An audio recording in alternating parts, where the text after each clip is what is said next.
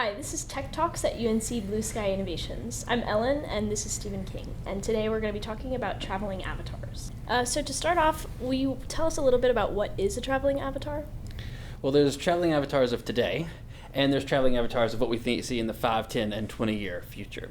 So we'll start with today. I think, today you have robotic things from companies like Double Robotics, where it's kind of like an iPad on a robotic controlled device, and so you can move it across to your office or your school. It's great for accessibility and giving people to take themselves into a physical space when they are remote. So that's a great valuable thing. But if we want to go farther down the road, let's go 20 years out. I think one day you may see the idea of traveling avatar is a robotic item that looks like you. And so it goes and takes on that persona. It visually appears like yourself, and it will go and run errands, go to meetings, do the things that you are in VR or some type of similar situation in a different remote location. And then that is going and acting on your behalf, but looks and engages like you.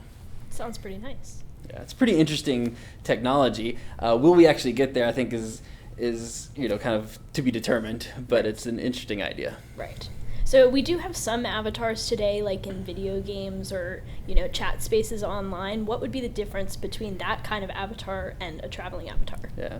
Well, first, the term avatar comes from this concept of a deity in another world acting in this world on behalf, right?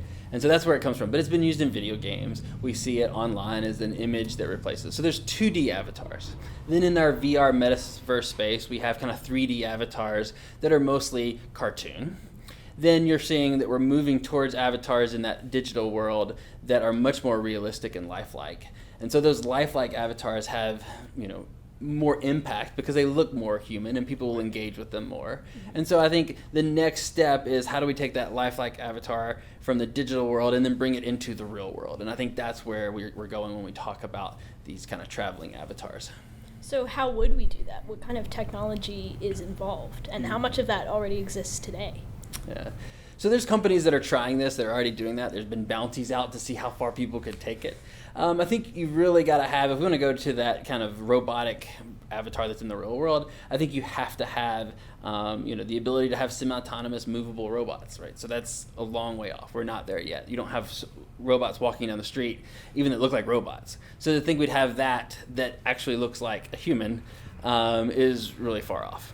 So there's a lot of technologies that have to come. I think AI, machine learning, and all these things are going to help contribute to that. A lot of the electronic robotics that we'll need to do that. We're moving in that direction with lots of different companies competing there for walking humanoid style robots. But I think to get that projection or that skin-like feel that would be custom to every single person seems like science fiction now, but maybe 20 years from now it may be there.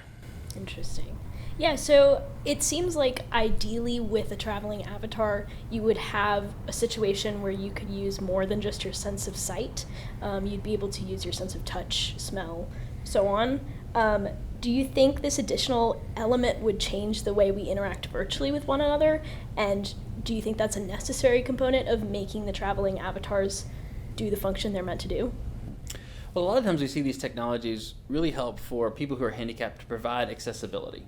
And that's a great thing, right? To be able to give someone their vision or their touch or the ability to move around when they don't have that otherwise. And so I think that will be the first steps for that. So people would have those added senses. Then for many humans, it'll be like a superhuman strength, right? You'll have better vision, right? You'll have better hearing and those kinds of things that I think you'll see. But I think the real key thing is can we make it realistic enough that it feels like a human, like I'm having that humanoid engagement? Right? And the problem with most robots right now is that we can engage and have a conversation, but it doesn't feel like I'm engaging with a person who cares about me. Right. And so if you think about traveling avatar, you have a machine, but it's backed by a person on the other side who does care about you.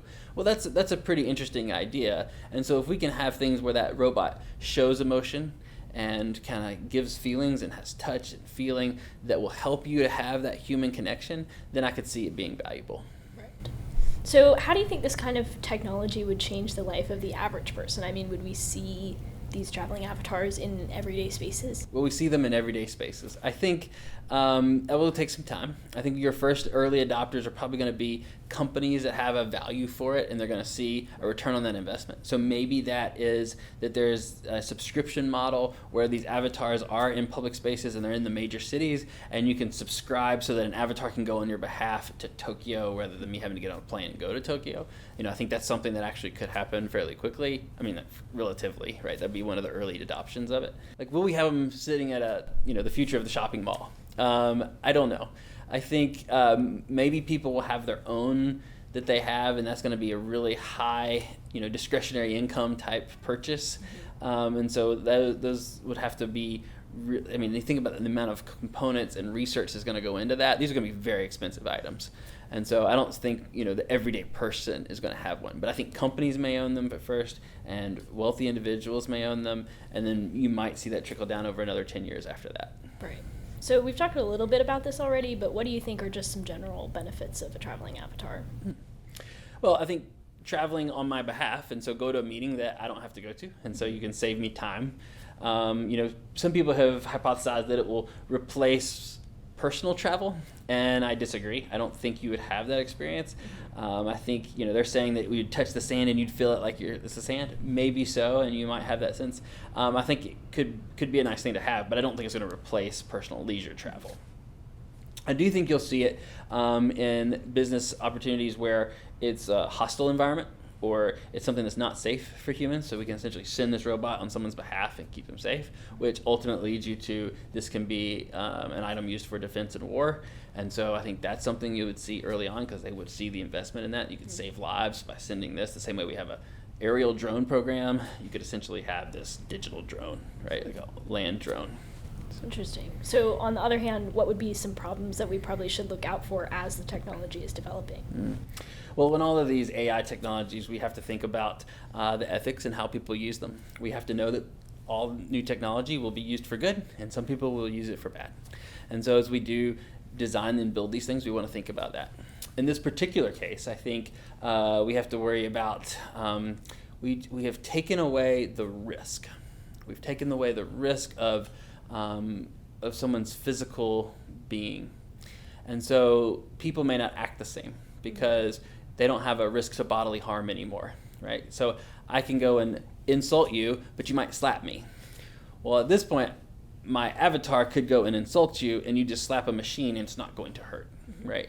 And so I think that's a thing that we have to be really careful of, is like, how will that change human behavior? We've already seen on the digital internet where, if you're behind an avatar, behind a fake name, you act differently on the internet than you do otherwise. And so I think you would see it compounded in the world, in the real world. I think we also want to think about, as we do this, what does it mean for countries when you go to war, right? So if you can make an attack that doesn't have human casualty, what does war mean? Right, and so some significant ethical questions around that question that we're trying to answer with aerial drones now, but this would get significantly greater if you had a humanoid moving through on the ground. So lastly, in your opinion, we touched on this a little bit. How much of this technology do you think kind of straddles the line between reality and science fiction? Do you think it's all completely possible? Well, science fiction often predicts the future, and so we have to take that into account. And if you think about movies like Surrogates with Bruce Willis, that's a great one to go watch and see the possibilities of this. And it has a kind of a dystopian future to it. Does this play out the way people are predicting? Never does it always play out the way people are predicting. But I do think there will be a place where there will be a robotic system that goes on my behalf. The question is will it replace me, like where I don't have to get out of the house ever? And I don't think so. I don't see the human existence moving in that direction. I don't think people are just going to consume in the metaverse. I don't think they're just going to consume, sitting in a VR experience that's going to lead them to being a robot. But I do think there might be uses for it, and there might be business uses for it. And there might be, certain, because it gives you accessibility when you're handicapped, then maybe that is a great place for it. But I don't see it being the main way that people interact. Mm-hmm. Well, thank you so much for talking to me. This has been Tech Talks at UNC Blue Sky Innovations. Make sure to follow us on all of our social media platforms and follow along for future episodes.